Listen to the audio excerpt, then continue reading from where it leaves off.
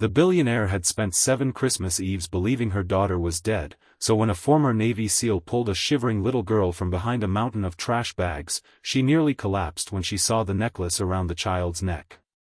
It was the same silver locket she had placed around her baby's neck 14 years earlier. The locket police had searched for, investigators had searched for, and she had mourned until grief became the quietest room inside her heart. If you believe kindness can change a life, forgiveness can heal the deepest wounds, hope can survive impossible odds, and everyone deserves a second chance, please like this video, share it with someone who needs hope today, leave a meaningful comment, and subscribe to our channel so our family can continue bringing you stories that remind us that miracles sometimes arrive through the people we least expect. The Christmas Eve morning was unusually bright in the city of Belhaven, with pale winter sunlight shining against glass towers, decorated storefronts, and wreath-covered apartment buildings. For most people, the day carried the warmth of anticipation, but for Vivienne Sterling, Christmas had become a yearly reminder of everything money could not buy. At 41, Vivienne was one of the wealthiest women in the country, the founder of a technology empire that stretched across 3 continents, but every December 24th, she became the same frightened young mother who had once stood outside a hospital nursery with empty arms. 14 years earlier, her 3-year-old daughter, Rosalie, had disappeared during a crowded charity event. Security cameras had failed. A temporary nanny had vanished. The investigation had produced thousands of tips but no child. Eventually, police stopped calling. Reporters moved on. Friends learned to stop asking. Vivienne never did. She had built her empire partly because she needed something to occupy the hours when grief became unbearable. She donated millions to missing child organizations, funded search programs, and quietly paid investigators to reopen old cases whenever the smallest possibility appeared. Yet every lead ended in disappointment. Some claimed they had seen Rosalie in another state. Others were scams designed to exploit a grieving mother. One woman even presented a child who looked vaguely similar, only for DNA testing to destroy the hope Vivienne had allowed herself to feel. Over the years, Vivienne learned to smile at charity galas while carrying a photograph of her missing daughter inside her wallet. The picture showed Rosalie at 3 years old, wearing a red winter coat and holding the silver locket that had belonged to Vivienne's mother. Across town, a very different kind of Christmas Eve was beginning for Callum Mercer, a 38-year-old maintenance worker who cleaned offices, repaired broken fixtures, shoveled sidewalks, and did whatever work could keep food on the table for his 9-year-old son, Jasper. Few people knew that Callum had once served as a Navy SEAL. Fewer knew why he had left. After years of military service, Callum had returned home carrying memories he refused to turn into stories. His marriage had collapsed soon afterward, and when his former wife moved across the country and eventually stopped answering calls, Callum became the sole parent to Jasper. He never complained about it. He simply worked. Every morning, he packed his son's lunch, checked his homework, and reminded him that strength was not about being the loudest person in the room. Strength was about protecting people who had no power to protect themselves. That Christmas Eve, Callum was working an early maintenance shift at a luxury shopping district owned by Sterling Enterprises. The city had hired additional crews to clear overflowing dumpsters because the holiday crowds had produced mountains of discarded boxes, wrapping paper, and food containers. Callum was behind one of the shopping centers when he noticed something that did not belong. A trash bag had fallen open near the service alley, and beside it was a tiny red mitten. He almost walked past it. Then he heard a faint sound beneath the wind. It was not a cry exactly. It was a weak breath followed by a soft scraping noise. Callum immediately stopped. Years in combat had trained him to recognize danger, but fatherhood had taught him something even more important. When a child makes a sound that small, you never ignore it. He moved toward the dumpster and carefully pushed aside flattened cardboard. Beneath several discarded bags, he found a narrow space between the brick wall and the dumpster. Curled inside was a little girl, perhaps 17 years old, wearing a thin gray coat far too large for her, with dirty shoes and trembling hands. Her face was pale from cold, and one cheek carried a fresh bruise. Callum's military instincts took over, but his voice remained gentle. He wrapped his own heavy jacket around her shoulders, checked that she was breathing properly, and scanned the alley for whoever had left her there. There was no one. The girl was frightened and barely responsive. She seemed confused when he asked her name. Her fingers kept closing around something beneath her coat. Callum noticed the silver chain first, then the locket. He had seen many people abandoned in difficult circumstances during his life, but something about this child felt different. She was not simply lost. She seemed deliberately hidden. He carried her toward the maintenance office, where the building's heater was running, and called emergency services. While waiting, he noticed a tiny embroidered mark inside her coat, an old-fashioned blue star surrounded by the initials VS. He did not know what it meant, but he remembered seeing those initials everywhere in the building. Sterling Enterprises belonged to Vivienne Sterling. The ambulance arrived within minutes. The girl was taken to a nearby medical center, and Callum stayed with her because she became terrified whenever anyone tried to move away from him. He did not understand why a stranger trusted him, but he recognized fear when he saw it. So he stayed. Meanwhile, Vivienne had spent the morning at a family foundation event distributing gifts to children from struggling families. She had promised herself she would leave early because Christmas Eve had become emotionally difficult, but as she walked through the building lobby, one of her security officers hurried toward her with an expression she had not seen in years. He told her a young girl had been found abandoned near the service alley and that investigators had discovered something unusual. Vivienne followed him to the medical center. The moment she entered the room, everything inside her stopped. The little girl was sitting beneath a blanket while a nurse checked her injuries. Callum stood nearby, still wearing his work clothes, his jacket gone because it was wrapped around the child. Vivienne barely noticed him. Her eyes had fixed on the silver locket. The exact locket. The tiny engraving on its back was unmistakable. Vivienne had commissioned it herself.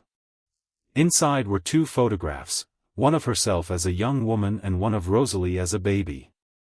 The locket had disappeared with her daughter 14 years earlier. Vivienne approached with trembling hands, but she stopped before touching the girl.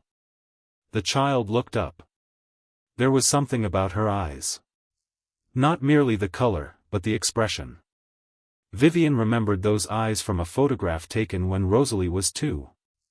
She remembered the way her daughter had stared at her whenever she was frightened, as if the entire world became safe only when Vivienne was near.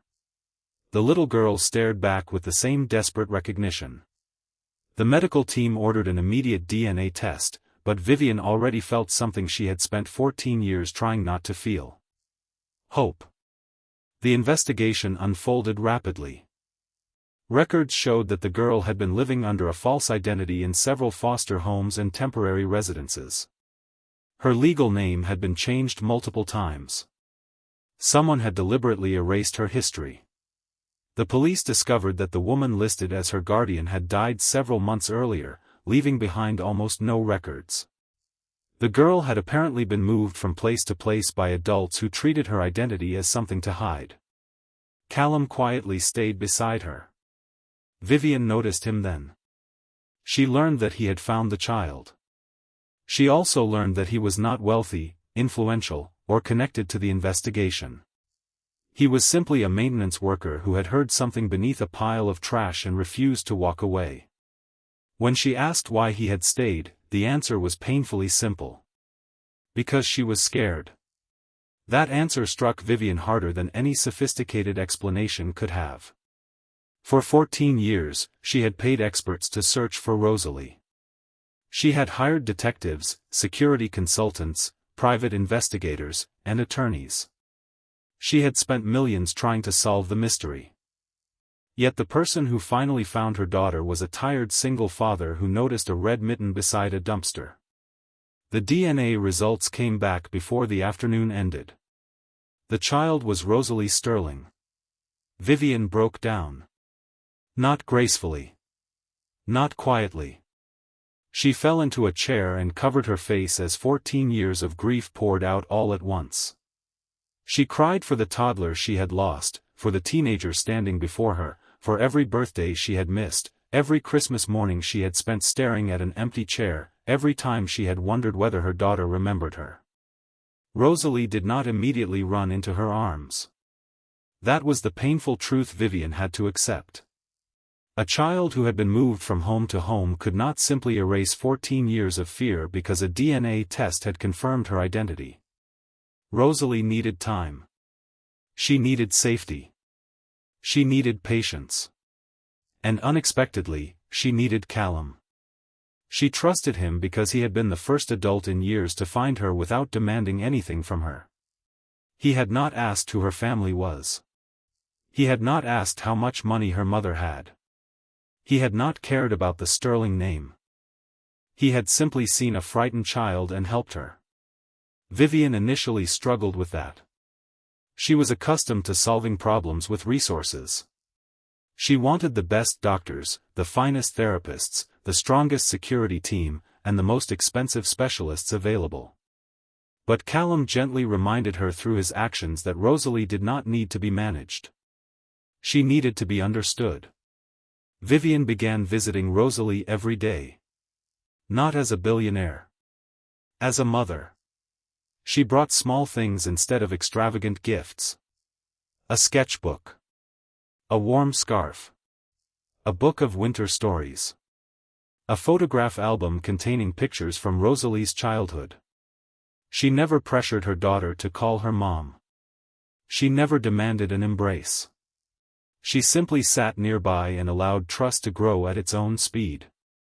Callum continued working his ordinary job. Vivienne offered him money, a position, and security contracts, but he refused anything that felt like payment for what he had done. Eventually she understood that his refusal was not pride. It was dignity. He was a father who knew exactly what mattered. His own son, Jasper, eventually met Rosalie during a daytime family visit. Jasper brought her a small paper snowflake he had made at school. Rosalie studied it for several seconds before smiling for the first time in front of Vivienne. It was a tiny moment. But to Vivienne, it felt larger than every business victory she had ever experienced. The investigation later uncovered the person responsible for Rosalie's disappearance, a former employee of the family's charitable foundation who had become involved in an illegal child trafficking network. The woman had taken Rosalie during the crowded event and passed her through several intermediaries, changing her identity repeatedly to prevent authorities from finding her. Years later, Rosalie had escaped from the last household that controlled her and survived by hiding wherever she could. She had been living near the shopping district for several weeks before Callum found her. The truth devastated Vivienne because she realized something she had never considered. She had spent years searching for her daughter in grand places while Rosalie had been surviving in forgotten corners. The revelation changed Vivienne permanently.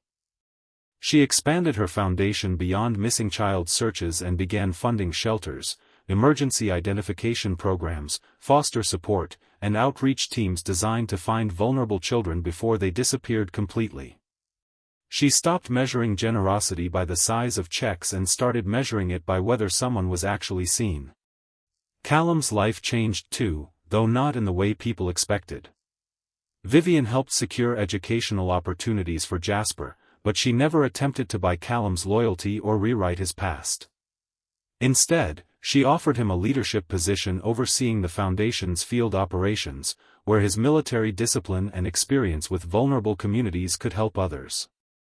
Callum accepted, but only after insisting that the foundation remain focused on people rather than publicity. Vivienne agreed. Months later, on another bright winter morning, the three families sat together in a small community center decorated with paper snowflakes. Rosalie was helping Jasper hang ornaments on a miniature Christmas tree. Vivienne watched from across the room, tears quietly filling her eyes. 14 years earlier, she had believed her Christmas story had ended with loss. Now she understood that some stories do not end when everything is broken. Sometimes they begin again. She looked at Callum and realized that the man who had found her daughter had not merely rescued Rosalie from a pile of trash. He had reminded Vivienne that wealth could build walls, but kindness could open doors. He had reminded Rosalie that not every stranger was dangerous. He had reminded Jasper that his father's greatest strength was not the uniform he once wore, but the heart he carried after taking it off. Before the gathering ended, Rosalie walked toward Vivienne carrying the silver locket in both hands. She placed it gently into her mother's palm, then wrapped her arms around her. Vivienne froze for one heartbeat. Then she held her daughter as though the entire missing 14 years had disappeared. There were no cameras. No reporters. No investors. No headlines. Just a mother, a daughter, a single father, and a little boy standing together beneath a handmade Christmas star. If this story touched your heart, please leave a meaningful comment telling us what you believe matters more than money: kindness, courage, forgiveness, family, or hope. Share this story with someone who needs a reminder that people can come back from impossible places, and that sometimes the smallest act of compassion can change an entire life. And if there was one lesson Vivienne carried with her forever, it was this: never assume that someone is invisible simply because the world has stopped looking for them. Never underestimate the person who chooses to help when nobody is watching. And never believe that hope has an expiration date. Because on a cold Christmas Eve afternoon, beneath ordinary trash bags behind an ordinary building, a former SEAL and single father heard something almost everyone else would have ignored. He heard a child breathing. And because he stopped, a mother found her daughter. Because he cared, a family found its way home. And because one man refused to walk away, Christmas finally came back to a woman who had been waiting 14 years for a miracle.